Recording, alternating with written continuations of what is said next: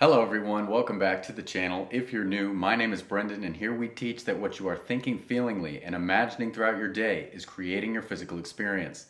Now today I just want to do a reaction and or deep dive into one of the clearest recorded audios of Neville Goddard, my favorite manifestation teacher. It is called How to Use Your Imagination.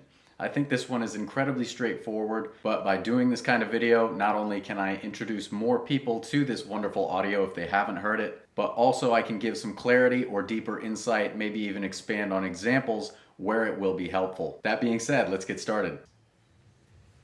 The purpose of this record is to show you how to use your imagination to achieve your every desire.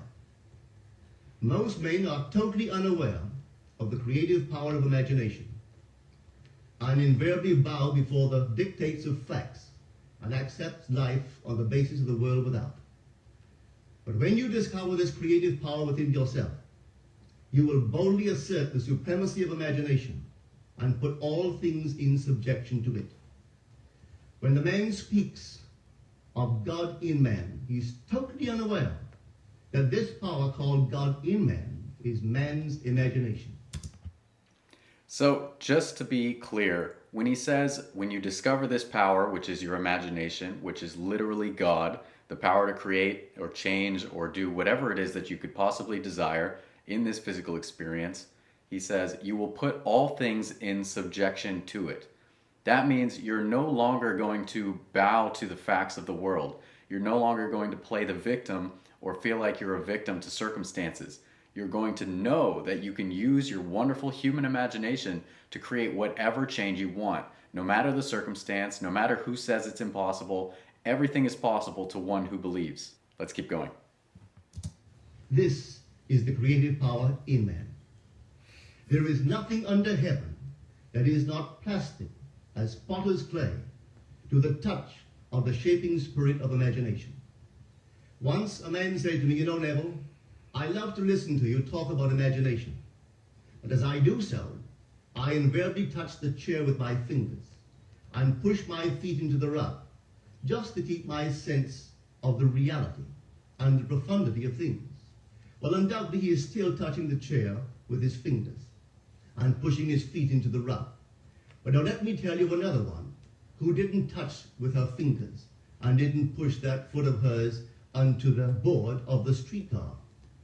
It's the story of a young girl, just turned 17.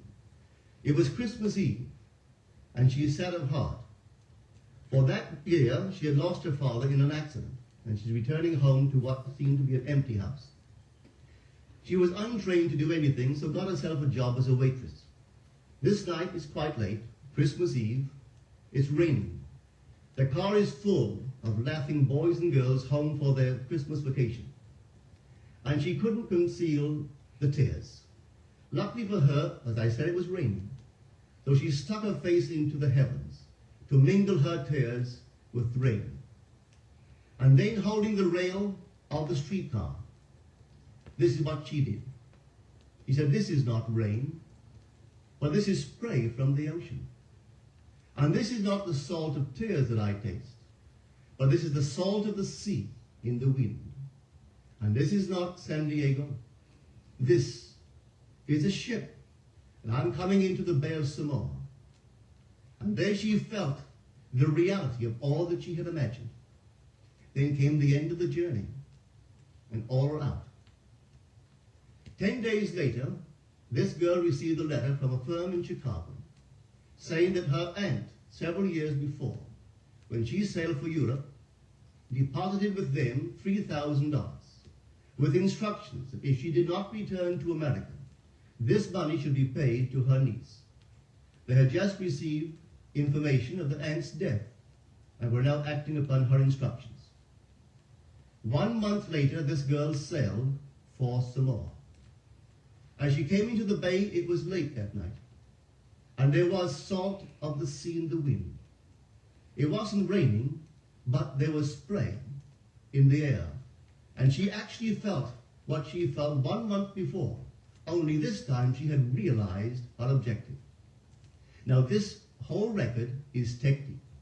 I want to show you today how to put your wonderful imagination right into the feeling of your wish fulfilled, and let it remain there and fall asleep in that state. And I promise you from my own experience, you will realize the state in which you sleep if you could actually feel yourself right into the situation of your fulfilled desire and continue therein until you fall asleep.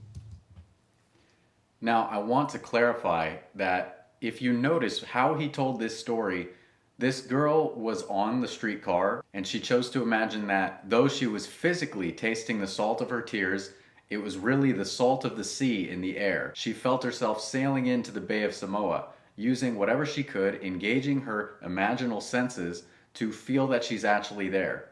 She doesn't force herself into some extreme feeling of joy or ecstasy, thinking that that's necessary to make her desire fulfilled.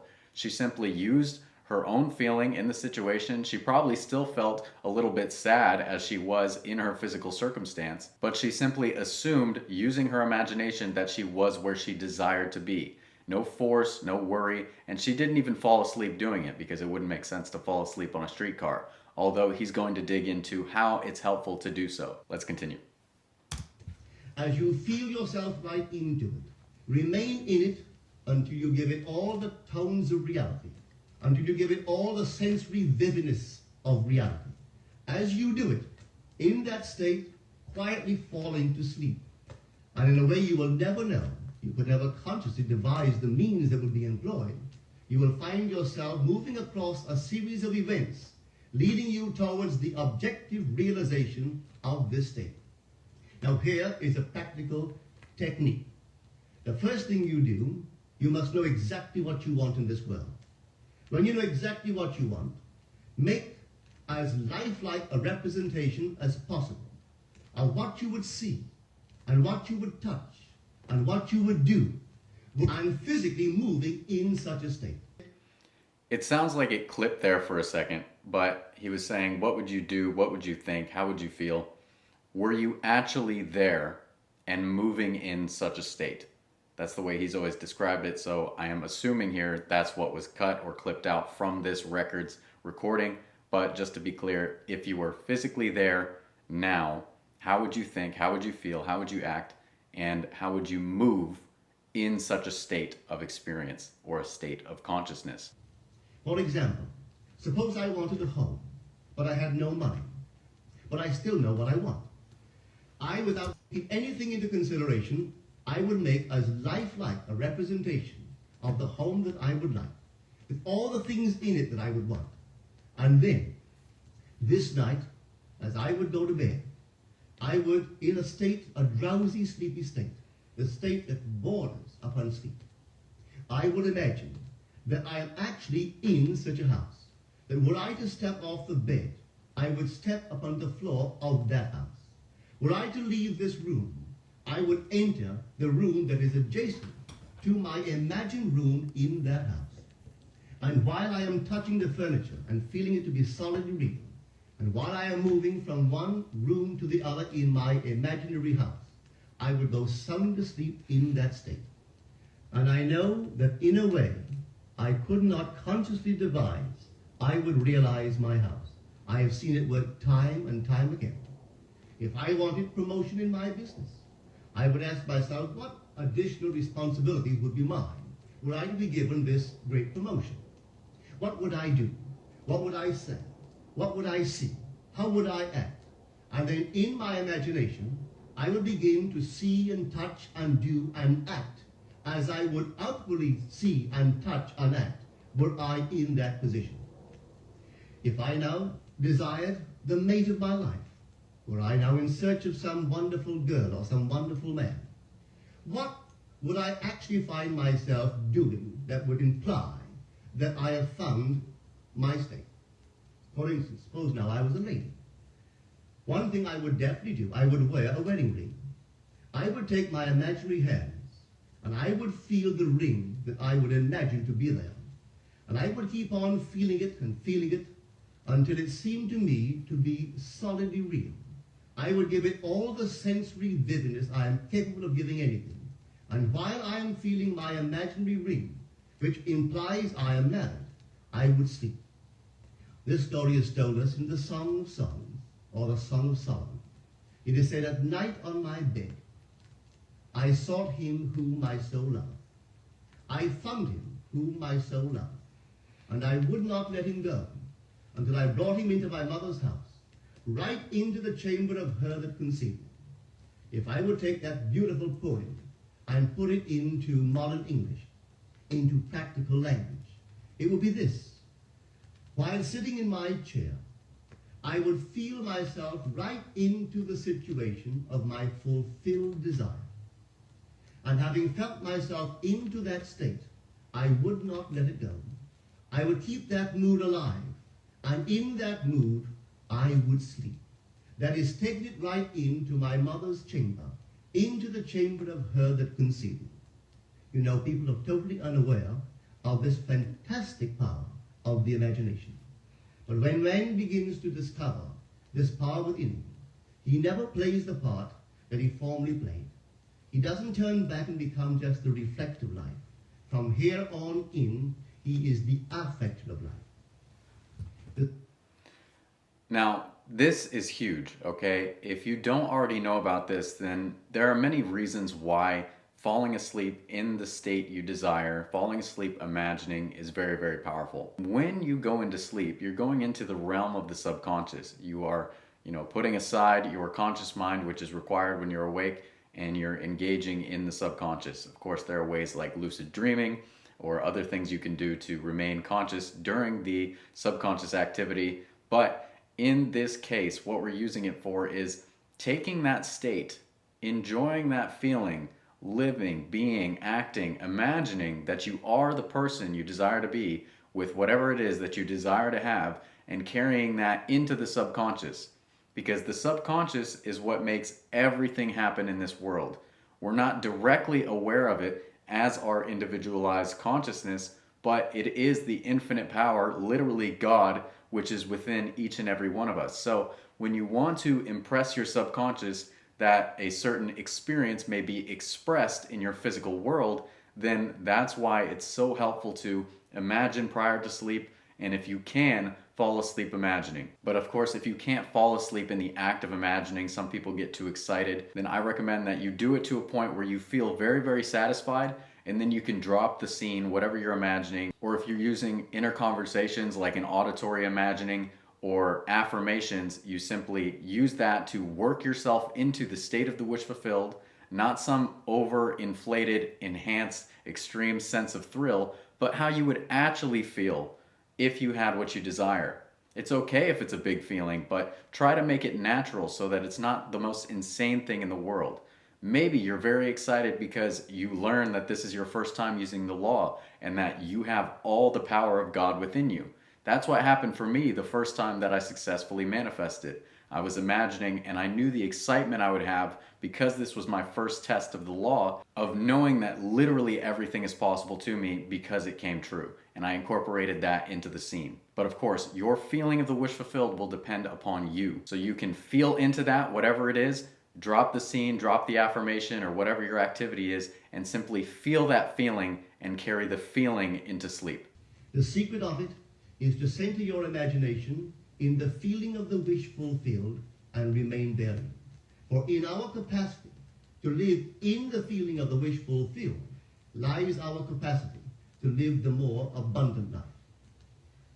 Most of us are afraid to imagine ourselves as important and noble individuals, secure in our contribution to the world, just because at the very moment that we start our assumption, reason and our senses deny the truth of our assumption. We seem to be in the grip of an unconscious urge, which makes us cling desperately to the world of familiar things and resist all that threatens to tear us away from our familiar and seemingly safe moorings. Well, I appeal to you to try it. If you try it, you will discover this great wisdom of the ancients, for they told it to us in their own strange, wonderful, symbolical form.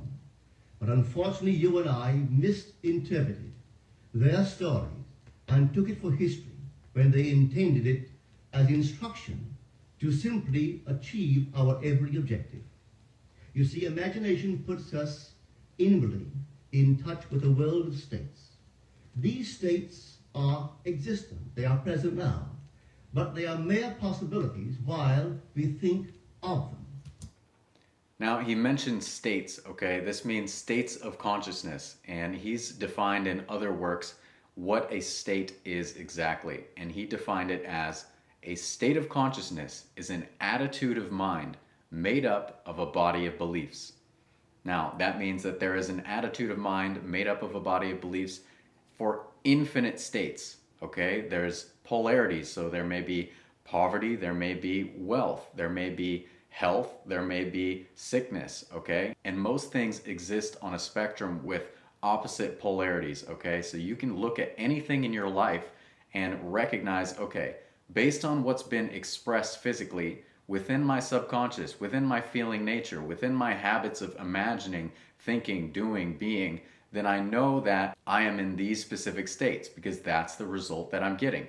These states are being outpictured. These attitudes of mind, these body of beliefs within me are being outpictured, and that's the nature of consciousness. That's the nature of existence. So you are free because there are infinite states if you can learn to move. You learn to move in consciousness by using your imagination to invoke the feeling of the wish fulfilled and live in it, remain in it until that becomes impressed in the subconscious and therefore expressed in your world. Any state, it doesn't matter what it is. Maybe now you're struggling to find love, or you're struggling to get money, or you're struggling to get that new house. Identify the state of what you desire, discover the attitude of mind you would have, the beliefs you would have if it were already yours right here, right now.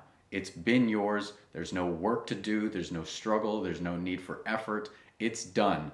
Now, how do you feel? Get clear, get honest, get real with yourself about how that feels for you, and remain in it, and it will be fulfilled. But they become overpoweringly real when we think from them and dwell in them. You know, there's a wide difference between thinking of what you want in this world and thinking from what you want. Let me tell you, when I first heard of this strange and wonderful power of the imagination, it was in 1933 in New York City. An old friend of mine taught it to me. He turned to the 14th of John, and this is what he read. In my Father's house are many mansions. If it were not so, I would have told you. I go to prepare a place for you. And if I go and prepare a place for you, I will come again and receive you unto myself, that where I am, there ye may be also. He explained to me that this central character of the Gospels was human imagination. That mansion was not a place in some heavenly house, but simply my desire.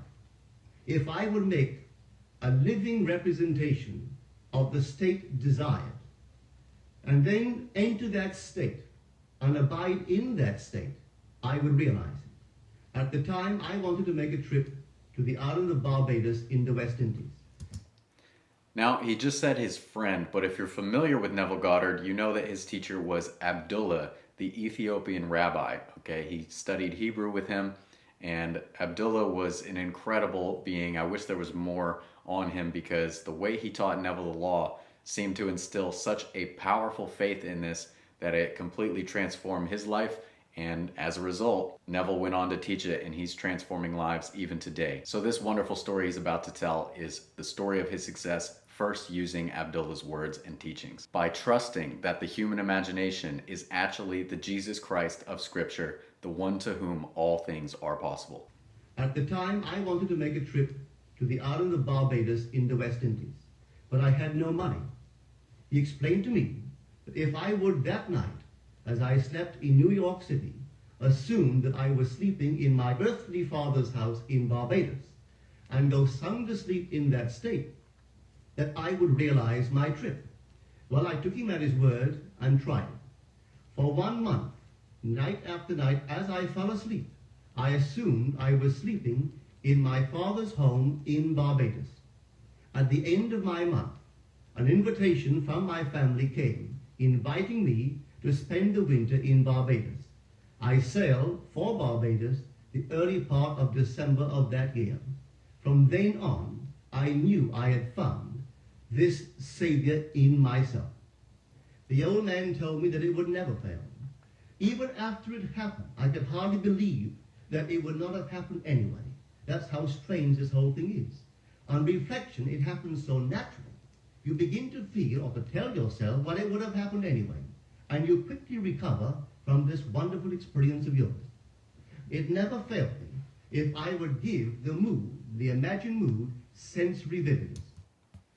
Now, this is something that happens to many, many people. It's easy to want to share your success. Maybe you manifest something, and so telling it to people who aren't familiar with this, who maybe don't have a belief in this, they're going to reflect some of that doubt that may still exist within you. And so you're going to start giving credit to physical experiences, the bridge of incidents, right, which is a series of events leading to the fulfillment of your desire after imagining it. And you're going to say, well, that's why. Well, it would have happened anyways. Well, it's just coincidence. No, do not do that, because to do that is to fall back asleep. When you want to awaken, when you want to know for sure who you are, which is literally God, then you have to know that there is no coincidence. And everything that you experience, good, bad, or indifferent, is a result of your states. It's a result of your inner states of being. What are you choosing to think feelingly and imagine all throughout the day? That's why you should watch your mind. Let your conscious mind be the watchman at the gate, not allowing anything into the feeling nature of the subconscious mind unless it is in perfect alignment with what you would like to experience physically. So do not, as Neville Goddard said, recover from this wonderful experience. Remain aware that you are creating your experience, and use this principle, use the law of assumption every moment of time. I could tell you a number of case histories to show you how it works. But in essence, it's simple. You simply know what you want. When you know what you want, you're thinking of it. That is not enough. You must now begin to think from it. Well, how could I think from it? I am sitting here, and I desire to be elsewhere. How could I, while sitting here physically, put myself in imagination at a point in space removed from this room and make that real to me? Quite easily. My imagination puts me in touch inwardly with that state. I imagine that I am actually where I desire to be. Now, can I tell that I am there? There is only one way to prove that I am there. For what a man sees when he describes his world is as he describes it relative to himself. So what the world looks like depends entirely upon where I stand when I make my observation. So if, as I describe my world, it is related to that point in space I imagine that I am occupying, then I must be there. I am not there physically, no, but I am there in my imagination. And my imagination is my real self. And where I go in imagination and make it real, there I shall go in the flesh also.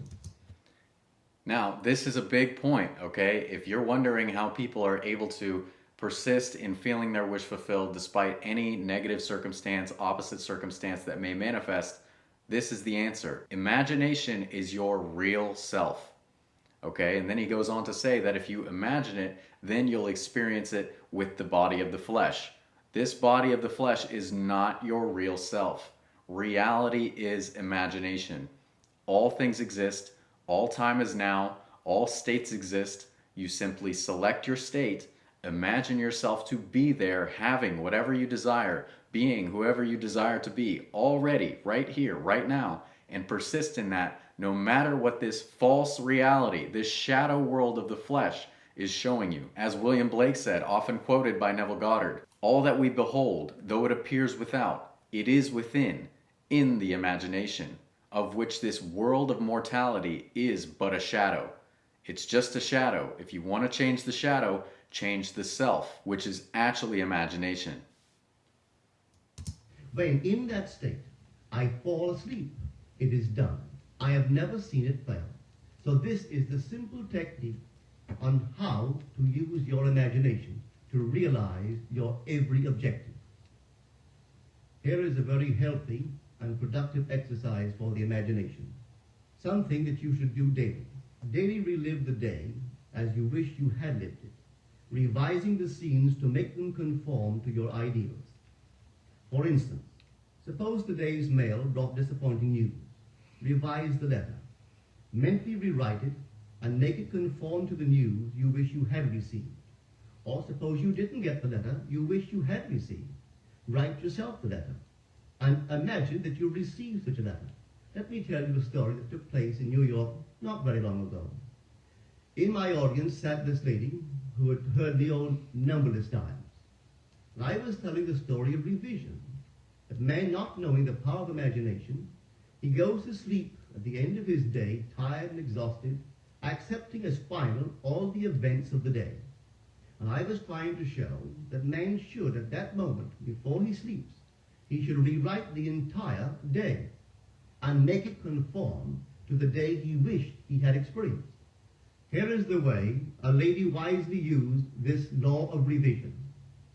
It appears that 2 years ago, she was ordered out of her daughter-in-law's home. For 2 years, there was no correspondence. She had sent her grandson at least 24 presents in that interval, but not one was ever acknowledged. Having heard the story of revision, this is what she did. As she retired at night, she mentally constructed 2 letters. One she imagined coming from her grandson, and the other from her daughter-in-law. In these letters they expressed deep affection for, and wondered why she had not called to see them. This she did for 7 consecutive nights, holding in her imaginary hand the letter she imagined she had received, and reading these letters over and over until it aroused within her the satisfaction of having heard. Then she slept. That's key right there. The satisfaction. If you are imagining and you get up from imagining, you finish your visualization, affirmations, whatever you like to do, and you're not satisfied, then you haven't done it. Okay? Imagination is reality. So when you're imagining it, tell yourself this is real, this is real, as you're experiencing the fulfillment of your desire. Go past the point of fulfillment, but to a place where you know that what you're doing implies you already have it. And that is reality. Tell yourself it's reality. Do it over and over and over again until you actually feel satisfied in imagination. That's also a wonderful thing. I was talking to a client recently. They said they wanted to reach out to their ex. They wanted to know if it was the right thing to do.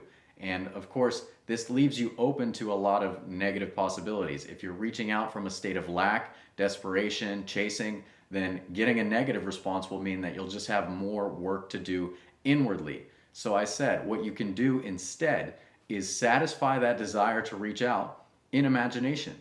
Just imagine casually sending the text the moment you want to do it, and then be satisfied. And maybe a few moments later, imagine pulling out your phone, getting the notification, and seeing that it's the wonderful response you desired, and be satisfied by it. Satisfy yourself in imagination, and that must be reflected. On the 8th day, she received a letter from her daughter-in-law. On the inside, there were 2 letters, one from her grandson and one from the daughter-in-law. They practically duplicated the imaginary letters that this grandmother had written to herself 8 days before. This art of revision can be used in any department of your life. Take the matter of health. Suppose you were ill. Bring before your mind's eye the image of a friend. Put upon that face an expression which implies that he or she sees in you that which you want the whole world to see. Just imagine he is saying to you that he has never seen you look better, and you reply, I've never felt better. Suppose your foot was injured. Then do this. Construct mentally a drama which implies that you are walking, that you're doing all the things that you would do if the foot was normal, and do it over and over and over until it takes on the tones of reality. Whenever you do in your imagination that which you would like to do in the outer world, that you will do in the outer world. The one requisite is to arouse your attention in a way and to such intensity that you become wholly absorbed in the revised action. You will experience an expansion and refinement of the senses by this imaginative exercise, and eventually achieve vision in the inner world. Now, I want to be clear. He said intensity. You want to arouse your attention to an intensity. That does not mean effort. It doesn't mean you sit and try and force yourself really hard to imagine this thing and you try to get every little aspect perfect, sensory vividness. No, you want to set it up and experience it. And experience it over and over and over until it takes on the tones of reality. That means until you feel it is actually real. You are actually experiencing it. And as he said, absorption. You become absorbed by the scene. It's almost like when you're in a dream, not a lucid dream, but you're in a dream and you're experiencing it to the point where you don't know or remember anything about this actual physical experience or the body which is lying on the bed. You're so absorbed in the dream that you don't realize there's anything else. And that's the level you want to reach when you're imagining. And you do it over and over and over with a sense of lightness, okay? If you put in a lot of effort or try and make the feeling something insane, then you're not going to be able to do it. You're not going to be able to get properly absorbed in the state. So treat it lightly, but do it over and over and tell yourself it's real. Imagination is reality. Then you'll reach that absorption, you'll reach that satisfaction, and it will turn into, as he said, divine vision. Meaning that you may even experience that wish fulfilled in a dream in the night. And then you know it's impressed the subconscious. It's done. The abundant life promised us is ours to enjoy now, but not until we have the sense of the Creator as our imagination can we experience it. Persistent imagination, centered in the feeling of the wish fulfilled, is the secret of all successful operations. This alone is the means of fulfilling the intention. Every stage of man's progress is made by the conscious, voluntary exercise of the imagination. Then you will understand why all poets have stressed the importance of controlled, vivid imagination. Listen to this one by the great William Blake. In your own bosom you bear your heaven and earth, and all you behold, though it appears without, it is within, in your imagination, of which this world of mortality is but a shadow. Try it, and you too will prove that your imagination is the creator. So I hope you enjoyed this reaction / deep dive explanation of Neville Goddard's wonderful recording called How to Use Your Imagination from 1955. Comment below to let me know what you think. Let me know if you want more of these. If you're interested in one-on-one coaching or my Manifest Anything workshop, my course Detachment Mastery, or group coaching, you can get that on my website linked in the pinned comment and in the description. As always, thank you so much for watching. I love you all very much and I will see you next time. Take care.